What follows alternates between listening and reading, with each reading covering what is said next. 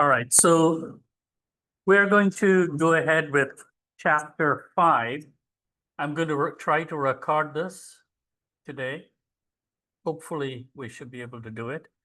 All right, so chapter 5 is all about histology. The reason why I wanted to take this is because in your next lab, you're going to start with histology, okay? So this will give you a head start for the lab. And also it's important for your lecture and for this particular course. So far we were studying about the cell. We were talking about the cell membrane. We were talking about the organelles, how stuff goes into the cell, diffusion, osmosis, all those things. Today, we're going to talk about tissues. Now, what is a tissue? Tissue is a collection of cells, but these cells have a common purpose. The function is the same. So similar cells with a similar function work together, and that's called a tissue. So the study of tissue is called histology. So in the medical field, you can see some people going to become histologist or histopathologist. They look at normal cells. They also look at abnormal cells. And that's how they diagnose cancer. That's called histopathology. And also, if you had a surgery for removing any, say probably you have a benign tumor, you will be sending that tissue to a histopathologist, because the histopathologist will look under the microscope and tell us whether that particular lump is a benign lump or whether it's a cancer.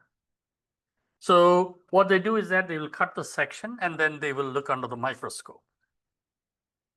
So there are 4 major types of tissue, and that's what we're going to study in this chapter. There's the epithelial tissue, connective tissue, nervous tissue, and muscular tissue. These are the basic tissues in the body, okay? Epithelial tissue, they are mainly the coverings. Covering means skin. Skin is a covering, right? So the skin is made of an outer layer, which is epithelium. And also, if you think of the body, there's an outer covering, and inside you have the mouth, and then you have the digestive tract, and then it comes all the way down through the intestines and to the anus. So there's a tube inside, and that lining of that tube, which is a digestive tube or digestive tract, is also epithelial. So the outside and the inside, both are epithelium. So it's a lining. So the lining of the body, the skin, and the lining of the gut. That's one epithelial tissue. Connective tissue means it provides connection and support. We'll get into that a little later. Nervous tissue, what does it do? It's all about communication, right? If you want to move your hand, there's an impulse coming from the brain, reaching the muscle of the hand, telling the muscle of the hand to move. So that's communication. And muscular tissue. Muscular tissue is all about movement, right? You want to move, you want the muscles to move. So these are the 4 major tissue types. And where do they come from? They come from when you're born, you have a few cells. Those cells start multiplying, but they multiply in an organized way. It suddenly divides into 3 layers. There's the outer layer called ectoderm.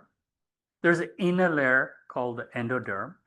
And between the two, there's a mesoderm. So here you can see endoderm is the innermost cell. And that's the cell, or that's the kind of cells which line the digestive tract. That's the innermost lining. Mesoderm is the middle layer, and anything between that lining inside and your lining outside, between those two is what we call the mesoderm. And what is there? You have muscles, you have bones, you have all sorts of tissues there, blood. That's the framework and the movers of the body. Ectoderm is the outermost layer, okay? So we said that the skin is the ectoderm, okay? That's outside, the outermost layer, and that's made of epidermis. We're going to go into more details about the epidermis. But one more thing I want you to understand. The nervous tissue also develops from the ectoderm. So skin and brain, they develop from the ectoderm. Okay, so we're going to talk about the four tissues. First, we're going to start with the epithelial tissue. And I told you that it's mainly it's the covering and the lining. That's the purpose. So it covers the skin, the body, which is the skin. It covers the gut, which is the inside. So when I say the gut, I'm talking about all of it. So you're talking about starting from the throat, goes to the esophagus, and the stomach.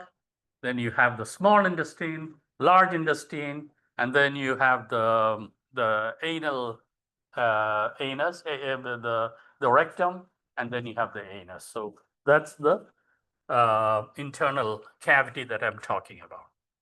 Now, this epithelium has got a very, very important feature. All the tissues have their blood supply, except the epithelium. It doesn't have a blood supply of its own. So what in scientifically or medically, when we have blood supply, we say it's vascular. So if you get a cut, you bleed, right? It's because there's blood supply there. So it's a vascular area. But epithelium as such, epithelium, when I say epithelium, it's not the whole skin, just the outer surface of the skin. That particular area is avascular. No blood supply. Blood supply is important, right? That's how you get your oxygen, you get your nutrients, all your waste is removed. But how does the epithelium then get the nutrients or oxygen? It's by diffusion. So the epithelium rests on tissue, and from the bottom, the nutrients, oxygen, everything will diffuse. Okay, so that's how it gets its nutrients and blood supply. What is the function of the epithelium?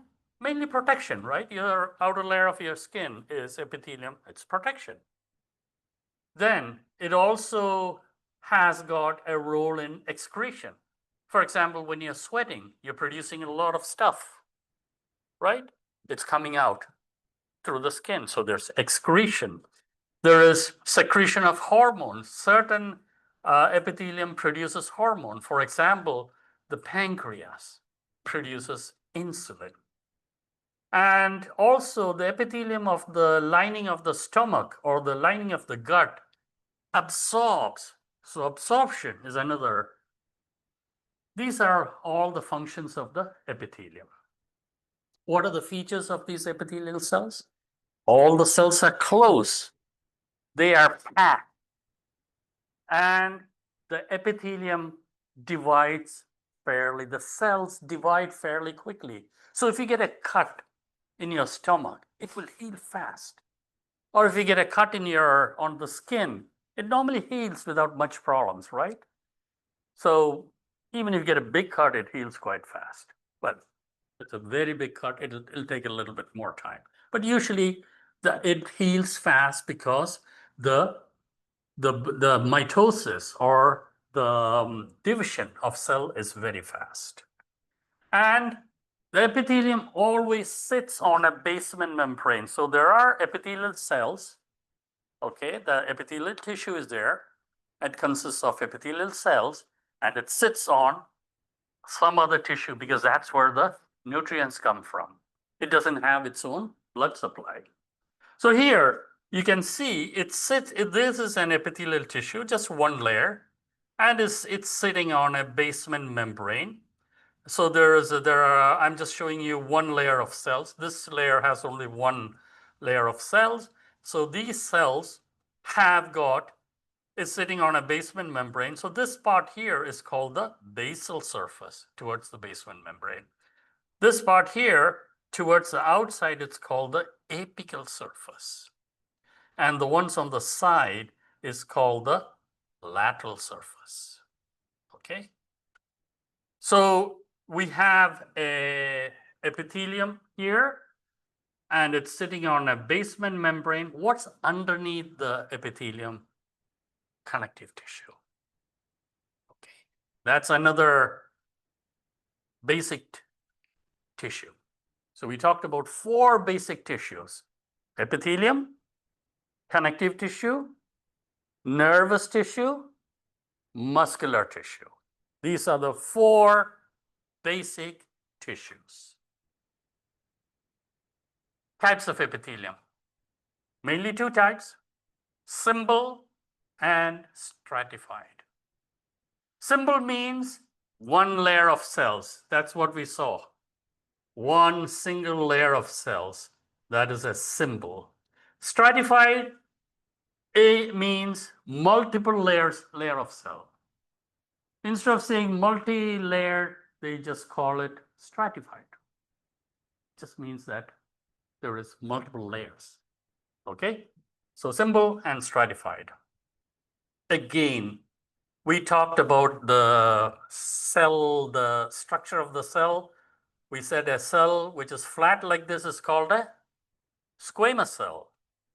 This one here, which is like a cube, cuboidal. Over here, this is like a column, columnar. So here you have simple squamous epithelium. When you have squamous cells arranged in a single layer, it's called a simple squamous epithelium. Simple cuboidal epithelium. This is probably a simple cuboidal. And simple columnar. Columnar cells means they're like columns. They're tall. Right? So, and then we have a little variation here. We have something called stratified. Stratified means more than one layer, but there's something called pseudo-stratified. Pseudo means false, right? Pseudo. Why is it called pseudo? Because it is actually a simple epithelium, but when you look at it, it looks, look here, it looks as if it is stratified. But really it's not stratified. It's because the nucleus are all in different levels. Okay? Okay, so simple squamous epithelium. You're going to see this in the lab next week. Okay, that's why I really wanted to show you this a few slides here. So simple squamous means there's a single row of thin cells. And where do you need this single row of thin cells? Where do you need it? Where things have to move fast, right? If you have a thick layer, it takes a while for things to move. So that's in the lungs. You want oxygen to quickly get into the blood supply, right? You take a deep breath, oxygen is being taken in. That oxygen has to diffuse, reach the blood. So if you have a thick barrier, it will take time. So you need a thin barrier. So this is where a simple squamous epithelium is most useful. That means you want areas where rapid diffusion or rapid transport is needed.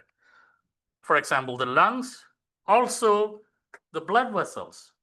Blood vessels, the capillaries, the blood vessels could be arteries, veins, capillaries.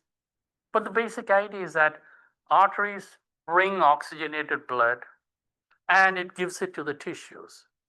The tissues will use that oxygen, produce carbon dioxide, and then the capillaries will have to take that carbon dioxide back to the lungs, reoxygenate it, and then bring that new blood back to the body.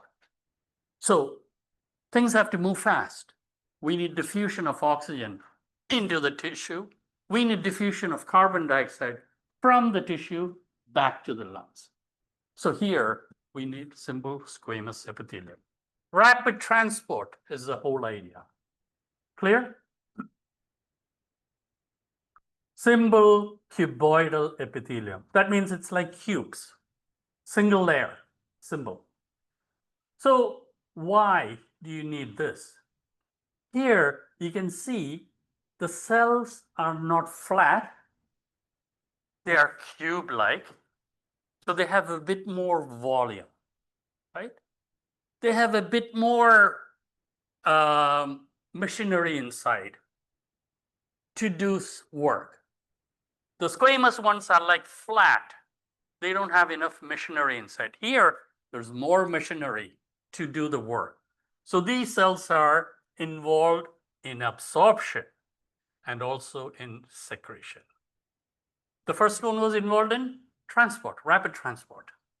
This is more absorption and secretion. Where do you see this? You see this in the thyroid gland. Thyroid gland produces thyroxine.